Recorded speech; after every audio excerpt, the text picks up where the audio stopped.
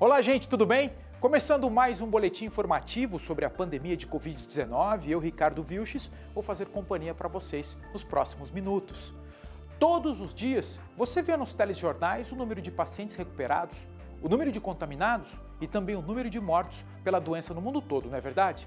Mas há um número ainda desconhecido pelas autoridades, o daqueles que ainda precisam de acompanhamento depois da saída do internamento do hospital. Pacientes que ficam dias, semanas respirando por aparelhos sem se movimentar e que depois de recuperados constatam a perda de massa muscular e a capacidade respiratória. Nós entrevistamos o fisioterapeuta Darlan Nitz, que atua numa UTI de hospital privado aqui em Curitiba e que atende pacientes contaminados pela Covid. Acompanhe. A gente foi descobrindo nesses últimos 180 dias aí de pandemia no país quais são as complicações agudas dessa doença e quais são as complicações tardias, né? Depois que os pacientes sobrevivem ao vírus, ficam internados por muito tempo dentro do hospital e quais são as sequelas que eles vêm apresentando depois da alta hospitalar. Não sabia-se muito como que seria a funcionalidade, a mobilidade, enfim, a volta desses pacientes para a vida social e para a vida laboral de fato, certo? Então, com o passar do tempo, a gente foi vendo que os pacientes tinham alta e acabavam indo para casa com inúmeras limitações. Os pacientes que ficam muito tempo em hospital, muito tempo em leito de hospital, eles acabam fazendo com que a massa muscular, perdendo massa muscular, né? Fazendo com que o seu organismo vai ficando mais fraco. A gente costuma ouvir falar que vai atrofiando, né? Você vai perdendo massa muscular. Então, para tu ter uma ideia, idosos acima de 60 anos, se ficarem 7 dias numa cama de hospital, eles perdem, em média, 500 gramas de músculo. Isso é muita coisa, Ricardo. Para você ganhar 500 gramas de músculo é muito difícil, né? E qual é o impacto de você perder tanta musculatura, tanta estrutura do teu corpo importante para você se movimentar? Qual é o efeito tardio disso, né? Qual que é a consequência de eu perder músculo? Qual que é a consequência de eu estar tanto tempo internado? Eu tenho um exemplo que eu vivi aqui há 15 dias atrás. Uma paciente que eu acompanho há pelo menos uns 5, 6 anos em casa, uma idade de 89 anos, que ficou internada no hospital por 11 dias com quadro de Covid moderado, ou seja, ela não precisou de UTI. Ela ficou internada na ala do hospital, precisando de medicação e precisando de oxigênio, e era uma paciente que tinha toda a independência funcional dela dentro de casa. Ela não mora sozinha, ela mora com um familiar, mas ela fazia todas as atividades dela sozinha, que isso é muito importante, né? A gente consegue se locomover, tomar banho, fazer a nossa própria refeição, limpar a casa, fazer as coisas mais banais do nosso dia a dia.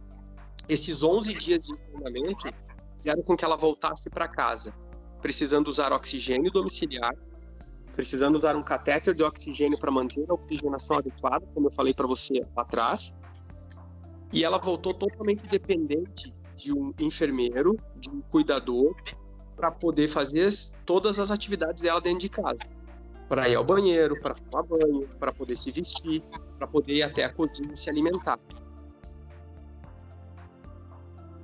Tudo varia da tua reserva muscular, da tua reserva funcional, de como eram os seus hábitos de vida antes, de qual era a sua estrutura física antes. Então, um paciente que não tinha muita reserva muscular, reserva orgânica, reserva funcional, ele acaba se prejudicando, não, mas ele acaba tendo uma perda funcional muito maior do que pacientes mais jovens ou pacientes com um condicionamento físico mais adequado, sem falar nas comorbidades, né?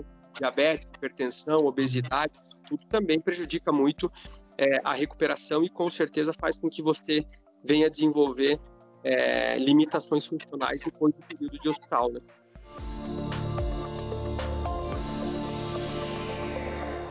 A boa notícia do dia de hoje vem do Reino Unido, onde pesquisadores de uma universidade de lá concluíram um estudo sobre pacientes de Covid-19 e que também têm pressão alta. Os chamados hipertensos estão no grupo de risco da doença e têm alta taxa de mortalidade quando internados por causa do novo coronavírus. Mas a pesquisa confirmou que essa mortalidade de pacientes é mais baixa entre aqueles hipertensos que seguem o tratamento de combate à pressão alta, tomando os medicamentos recomendados.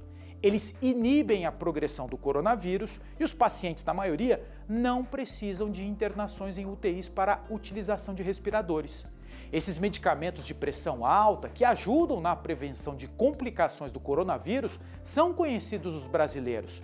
É o Losartan e também o Captopril. Essa pesquisa envolveu o acompanhamento de 28 mil pacientes. O resultado vai ajudar os médicos na prescrição do tratamento. Agora eles sabem que não precisam suspender os medicamentos contínuos dos hipertensos durante o tratamento de Covid.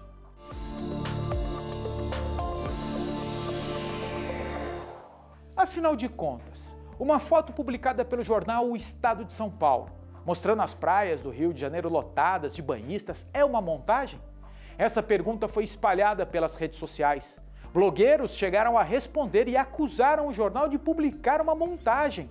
A foto é esta, tirada da praia de Ipanema durante o fim de semana. E sim, ela é verdadeira. Sim, os banhistas, na maioria, não usam máscaras e estão em aglomeração. A checagem foi feita por jornais concorrentes, além do que, relatos confirmaram o que a imagem mostra.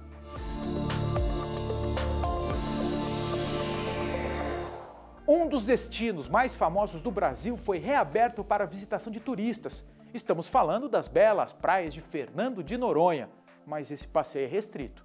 Restrito para aqueles turistas que já confirmaram que já foram contaminados pela Covid-19. A medida adotada pelo governo de Pernambuco quer atender à necessidade de retomada do turismo e, ao mesmo tempo, seguir as regras de combate ao Covid-19. Por isso, quer conhecer ou voltar a Fernando de Noronha? Comprove antes que não corre o risco de se contaminar ou passar a doença adiante. A Prefeitura de Boa Vista, capital de Roraima, liberou a volta dos alunos para as aulas presenciais de idiomas em escolas particulares. Essa autorização leva em conta o fato das escolas manterem turmas com poucos alunos e o curso ter menor duração. Cursinhos pré-vestibulares e de concursos públicos permanecem fechados, justamente por manterem turmas maiores.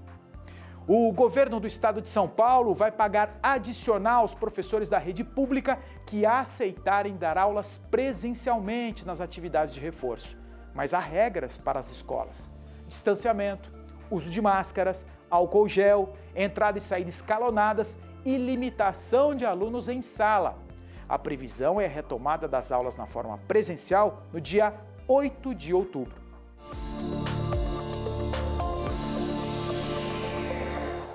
Este boletim informativo sobre a pandemia de Covid no Brasil e no mundo termina aqui. Fazer o seguinte, ao longo da programação eu volto aqui com mais notícias para vocês, tá combinado? Então, até a próxima.